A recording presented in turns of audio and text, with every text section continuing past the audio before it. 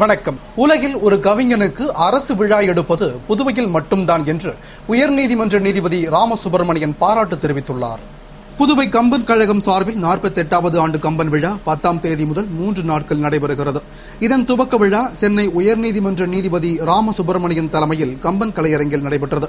கம்பன் கழக புரவலரும் புதுவை முதலமைச்சருமான ரங்கசாமி வரவேற்க ஆளுநர் இக்பால் சிங் விழாவை துவக்கி வைத்து பேசுகையில், கம்பராமாயணத்தில் குறிப்பிடப்பட்டுள்ள நீதி நெறிகள் எக்காலத்திற்கும் பொருந்தும் வகையில் கூறப்பட்டுள்ளதாகவும், கம்பன் பயன்படுத்திய கவித்துவம், செய்யுள் ஆகியவை கம்பனை பெரும் கவிஞன் என்பதை பறைசாற்றுவதாகவும் கூறினார்.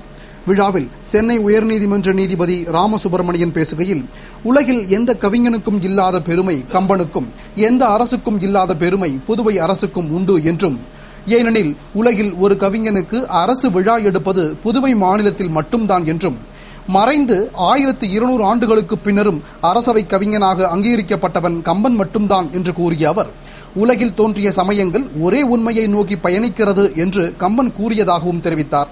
மேலும் தமிழ்நாடு பெற்றெடுத்தவர்களை தாலாட்டி சீராட்டி உருவாக்கிய பெருமை புதுவை அரசுக்கு உண்டு என்றும், கவியரசு பாரதி புதுவைக்கு வந்த பின் சித்தராக மாறியதாகவும் கூறிய அவர், அழியூர் சிறையில் இருந்து வெடிகுண்டு வழக்கில் விடுதலையாகி வந்த அரவிந்தர் புதுவைக்கு வந்த பின் தான் சித்தராக மாறியதாகவும் குறிப்பிட்டார். விழாவில் முதலமைச்சர் ரங்கசாமி பேசுகையில், கோடை காலத்தில் கம்பன் சிறப்பை கேட்பது கோடை வெப்பத்தை தணிக்கும் வகையில் உள்ளதாகவும், கம்பன் விழா தமிழ் இனிமையை சொல்லும் விழா என்று கூறினார். மக்களுக்கு தமிழ் மீது உள்ள பற்றை வெளிக்காட்டும் வகையில் அமைந்துள்ள இவ்விழாவில் புதுவை மக்கள் பங்கேற்று ஒத்துழைப்பு அளிக்க வேண்டும் என்றும் கேட்டுக் கொண்டார். உயர்நீதிமன்ற நீதிபதிகள் நாகமுத்து, சுந்தரேஷ் ஆகியோர் வாழ்த்தி பேசிய விழாவில் சபாநாயகர் சபாபதி, அமைச்சர்கள் ராஜவேலு, தியாகராஜன், பன்னீர்செல்வம், கம்பன் கழக செயலாளர் வழக்குரைஞர் முருகேசன், புரவலர்கள் கோவிந்தசாமி, வேல் சொக்கநாதன் உள்ளிட்ட பலர் கலந்து கொண்டனர். புதுவை அரசு மற்றும் அரசு உதவி பெறும் குழும கல்லூரிகளில் பொதுச் சேர்க்கை முறையில் பட்டப்படிப்பில் சேர வரும் 15ஆம் தேதி முதல் விண்ணப்பங்கள் வழங்கப்படும் என்று முதலமைச்சர் ரங்கசாமி தெரிவித்துள்ளார். இதுகுறித்து செய்தியாளர்களுக்கு பேட்டியளித்த முதலமைச்சர் ரங்கசாமி கூறுகையில், புதுவையில் உள்ள அரசு மற்றும் அரசு உதவி பெறும் குழும கல்லூரிகளில் பட்டப்படிப்பில் சேர்ந்து படிப்பதற்கு ஏற்றவாறு மாணவ மாணவிகள் பயன்பெறும் வகையில் பொதுவான சேர்க்கை முறையை புதுவை அரசு கடந்த 3 ஆண்டுகளாக நடைமுறைப்படுத்தி வரும் நிலையில் வரும் கல்வியாண்டிலும் அதன் அடிப்படையிலேயே சேர்க்கை நடைபெற உள்ளதாக தெரிவித்தார்.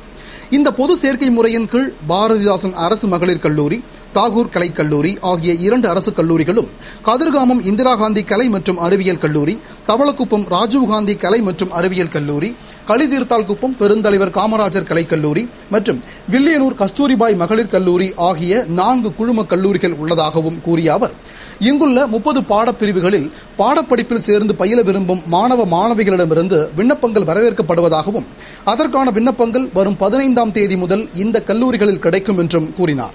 மேலும் பூர்த்தி செய்த விண்ணப்பங்களை ஜூன் மாதம் 10ஆம் தேதிக்குள் பாரதிதாசன் அரசு மகளிர் கல்லூரியில் சமர்ப்பிக்குமாறு அவர் வலியுறுத்தினார். 12ஆம் வகுப்பு பொதுத் தேர்வில் புதுவையில் அரசு பள்ளிகளில் முதல் 3 இடங்களையும், மாநில அளவில் முதல் 3 இடங்களையும் பிடித்த மாணவ மாணவிகளை முதலமைச்சர் ரங்கசாமி வாழ்த்தினார். 2012-2013 கல்வியாண்டிற்கான +2 வகுப்பு பொதுத் தேர்வு முடிவுகள் வெளியிடப்பட்டுள்ள நிலையில், புதுவையில் அரசு பள்ளிகளில் கதிர்காமம் அரசு பெண்கள் மேல்நிலைப் பள்ளி மாணவி ரம்யா 1164 மதிப்பெண்கள் பெற்று முதலிடத்தையும், முத்திரையர்பாளையம் இளங்கோஅடிகள் அரசு மேல்நிலைப் பள்ளி மாணவன் ஐயப்பன் 1152 மதிப்பெண்கள் பெற்று 2வது இடத்தையும், புராணசிங்குபாளையம் பாவேந்தர் பாரதிதாசன் அரசு மேல்நிலைப் பள்ளி மாணவன் முருகவேல் 1146 மதிப்பெண்கள் பெற்று 3ஆம் இடத்தையும் பிடித்துள்ளனர். அதேபோன்று மாநில அளவில் பெத்திச்சாமினார் பள்ளி மாணவன் வேணு ஸ்ரீனிவாசன் 1187 மதிப்பெண்களுடன் முதலிடத்தையும், அமலோற்பவம் மேல்நிலைப் பள்ளி மாணவன் ஸ்ரீதரன் 1183 மதிப்பெண்களுடன் 2வது இடத்தையும், பெத்திச்சாமினார் பள்ளி மாணவன் சிவனேசன், ஆதித்யா வித்யாசிரம் பள்ளி மாணவி காக்னே ராஜேஸ்வரி ராஜேந்திரன், விவேகானந்தா பள்ளி மாணவி தக்ஷிதா ஆகிய 3 பேரும் தலா 1182 மதிப்பெண்களுடன் 3ஆம் இடத்தையும் பிடித்துள்ளனர். இதையடுத்து புதுவையில் அரசு மற்றும் தனியார் பள்ளிகளில் முதல் 3 இடங்களை பிடித்த சாதனை படைத்த மாணவ மாணவிகளை முதலமைச்சர் ரங்கசாமி சால்வை அணிவித்து நினைவு பரிசாக கை கடிகாரம் வழங்கி பாராட்டினார். மேலும் 100% தேர்ச்சி பெற்ற கூடப்பாக்கம் அரசு மேல்நிலைப் பள்ளி, கிராமப்புற பள்ளிகளில் 90% மேல் தேர்ச்சி பெற்ற ஏம்பலம் மறைமலை அடிகள் மேல்நிலைப் பள்ளி, திருவாண்டார்கோவில் அரசு மேல்நிலைப் பள்ளி மற்றும் கரிக்கலாம்பாக்கம் அரசு மேல்நிலைப் பள்ளி ஆகிய பள்ளிகளின் முதல்வர்களையும் முதலமைச்சர் ரங்கசாமி சால்வை அணிவித்து வாழ்த்தினார். துணை சபாநாயகர் TPR செல்வம், கல்வித்துறை அமைச்சர் தியாகராஜன், கல்வித்துறை இயக்குநர் வல்லவன், இணை இயக்குநர் கிருஷ்ணராஜ் மற்றும் கல்வித்துறை அதிகாரிகள், மாணவ மாணவிகளின் பெற்றோர்கள் நிகழ்ச்சியின் போது உடனிருந்தனர். நாமக்கல் பள்ளியில் படித்து +2 பொதுத் தேர்வில் 1182 மதிப்பெண்கள் பெற்ற புதுவை மாணவி முதலமைச்சர் ரங்கசாமியை சந்தித்து வாழ்த்து பெற்றார்.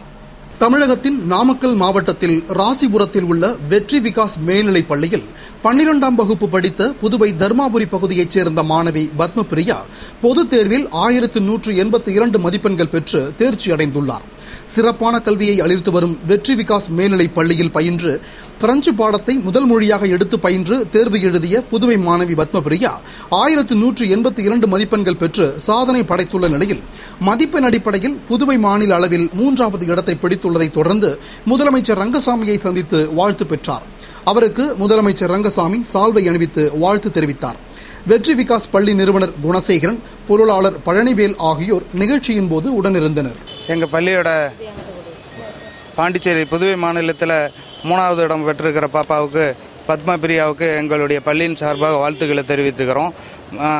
எங்கள் பள்ளியில் தாய் வீடான வித்யா விகாஸ் பள்ளி தமிழ்நாட்டில் ஸ்டேட் ஃபஸ்ட்டு, செகண்டு, தேர்டு 3 வாங்கியிருக்கிறோம். எங்கள் பவுண்டர் சார் கடினமான ஒரு உழைப்பால் அங்கே வாங்கியிருக்கு, இங்கேயும் வாங்கியிருக்கணும். இந்த அடுத்த வருஷம் கண்டிப்பாக எங்கள் பள்ளிக்கு அதே மாதிரி ஸ்டேட் ஃபஸ்ட்டு, செகண்டு, தேர்டு கண்டிப்பாக வாங்கி கொடுத்துருவோம். வாங்கி மாணவர்களுக்கு நல்ல ஒரு வழிகாட்டியாக இருக்கும் எங்கள் கல்வி நிறுவனம்.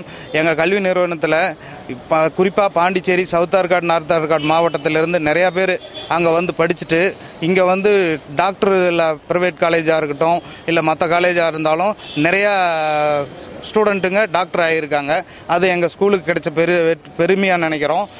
அடுத்தபடி எங்கள் ஸ்கூலில் குறிப்பாக இப்போ மார்க்கின் அடிப்படையில், அதாவது லோ மார்க் எடுத்து படிக்கிறவங்களாம் மாண்பு முதலமைச்சர் அவர்கள் கூட ஒரு பையனை, கடலூர் பையனை அனுப்பிச்சிருந்தார்.